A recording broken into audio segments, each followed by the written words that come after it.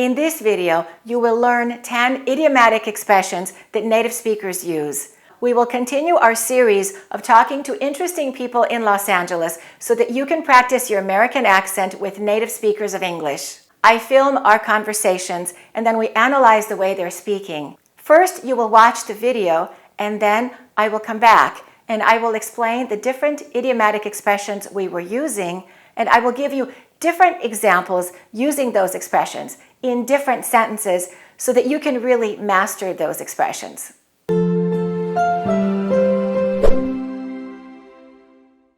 I had a conversation with a man named John. John lives on a boat in a beautiful part of Los Angeles called Marina del Rey.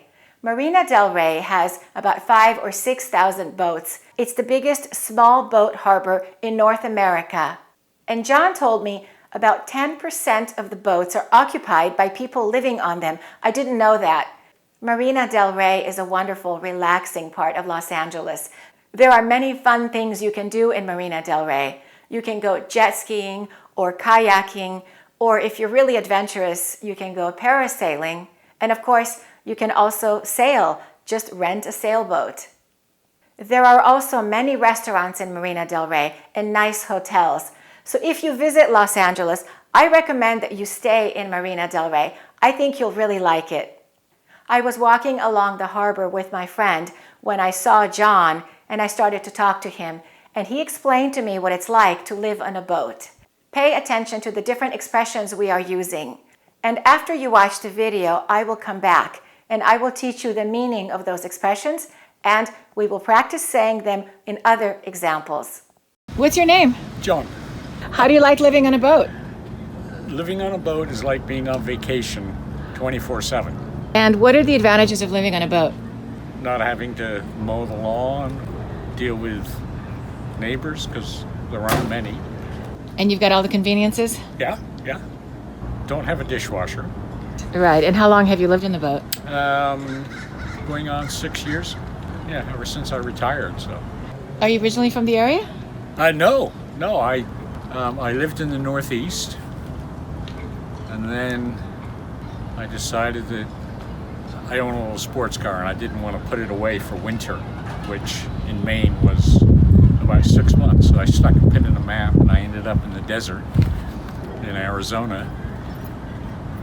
And then I retired, and I decided I would live on a boat. And so I found the boat, and I moved here. And you haven't looked back since? No. You love it? Yeah, what's not to love? Yeah. How big is your boat? It's 36 feet. What kind is it? It's a Grand Banks trawler. Has 2 cabins, 2 bedrooms, 2 baths, kitchen, fridge, freezer, oven, and 2 big diesel engines. Sounds fantastic. What else do you need? Nothing. John told me about the 2 different types of people who live on a boat. There are people that can spend 7 figures on a boat and use it rarely, or there are people that are much more minimalist and use it all the time. What's that? That's a tour boat. That actually was owned at one point by Mae West. By Mae West? That's interesting. And they're having a cocktail party. Yeah. But that's a company that does tours and has a couple of historic boats. That's one of them. Oh, interesting. So are you aware of any celebrities that have boats down here? That's not a circle I run in. I'm sure there are, because it's, if you're going to drop 5 or 6 million on a boat, then you have to have a fair source of income. So. Right. And you're in LA. Yeah. So that's where it's at, right? Yeah. All right. Thanks, John. Thank you. All right. The first expression is 24/7. 24/7. And you notice I didn't say 24. Most Americans don't pronounce the T and they simply say 24. 24/7. And John said, living on a boat is like being on vacation 24/7. Living on a boat is like being on vacation 24/7. Living on a boat is like being on vacation 24/7. And by the way, in American English, we say on vacation, but in British English, they say on holiday. Living on a boat is like being on vacation 24/7. And 24/7 means all the time, 24 hours a day, 7 days a week, non-stop, 24/7. That pharmacy is open 24/7. That pharmacy is open 24/7. I think about it 24/7. I think about it 24/7. That means I think about it all the time. And I use the word conveniences. I said to him, "You have all the conveniences?" And you've got all the conveniences? Yeah. And you've got all the conveniences? Yeah. And that means all the things that you need. For example, a shower, hot water, a stove, a refrigerator. Those are considered conveniences. One of the reasons that John likes living on a boat is he doesn't have to mow the lawn. To mow the lawn, what does that mean? To mow means to cut, and the lawn is the grass that's in front of your house and behind your house. That's called a lawn. And he says he's happy he doesn't have to mow the lawn. Not having to mow the lawn. Not having to mow the lawn. He's also happy that he doesn't have to deal with the neighbors. To deal with the neighbors means to have interactions with neighbors, or maybe even to have problems with the neighbors. Not having to mow the lawn, deal with neighbors, because there aren't many. Not having to mow the lawn, deal with neighbors, because there aren't many. I asked John how long he's lived on a boat, and he said, going on 6 years. Going on 6 years. Going on 6 years? Going on 6 years? And that means almost 6 years. So when we use the word going on plus a number, that means almost. How old is he? He's going on 40. He's going on 40. I've worked there going on 2 years. I've worked there going on 2 years. I asked John, are you originally from the area? Are you originally from the area? Are you originally from the area? Are you originally from the area? And that's an expression that means, are you from here? Were you born in Los Angeles? So from the area means from this area, from this neighborhood. The next expression is to end up. To end up. To end up means to start in one place, but to finish in another place. So it's where you finish, what happens at the end. And John said, I ended up in the desert. I ended up in the desert. I ended up in the desert in Arizona. I ended up in the desert in Arizona. He was living in a very cold place. He was living in the Northeast in a state called Maine. And Maine has very cold winters. And John explained 6 months out of the year, it's cold. And he had a sports car and he wanted to live somewhere where it was warmer. John said that he stuck a pin on the map. So he took a map and he took a pin and he just kind of went like this and stuck a pin somewhere. And the pin was in the desert, so that's where he went. He ended up in the desert. I stuck a pin in a map and I ended up in the desert in Arizona. I stuck a pin in a map and I ended up in the desert in Arizona. You're from New York? How did you end up in Alaska? You're from New York? How did you end up in Alaska? If he doesn't stop his criminal behavior, he'll end up in jail. If he doesn't stop his criminal behavior, he'll end up in jail. And the next expression is to look back. And I asked John, and you haven't looked back since? And you haven't looked back since? To look back means to regret a decision that you made in the past. To wish you hadn't done something in the past. And I said, and you haven't looked back since? And that means you haven't regretted your decision to live on a boat? And you haven't looked back since? And you haven't looked back since? I moved from a small town and I've never looked back. I moved from a small town and I've never looked back. The next expression is, what's not to love? I asked him, and you love it? And he said, yeah, what's not to love? You love it? Yeah. Yeah, what's not to love? You love it? Yeah. Yeah, what's not to love?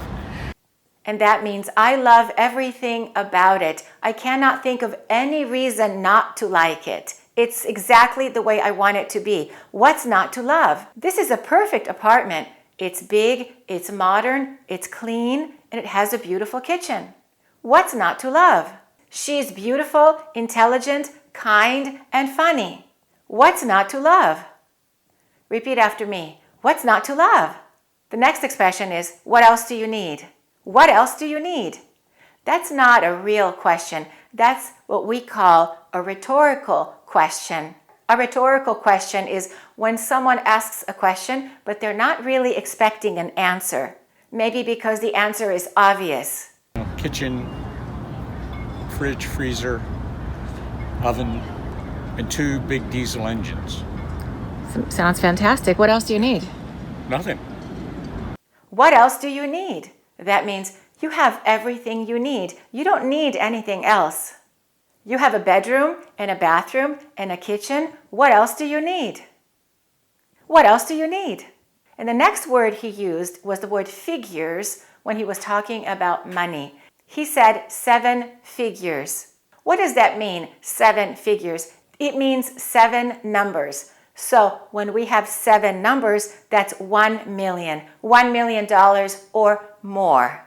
He said there are people that can spend 7 figures on a boat and use it rarely. There are people that can spend 7 figures on a boat and use it rarely. There are people that can spend 7 figures on a boat and use it rarely.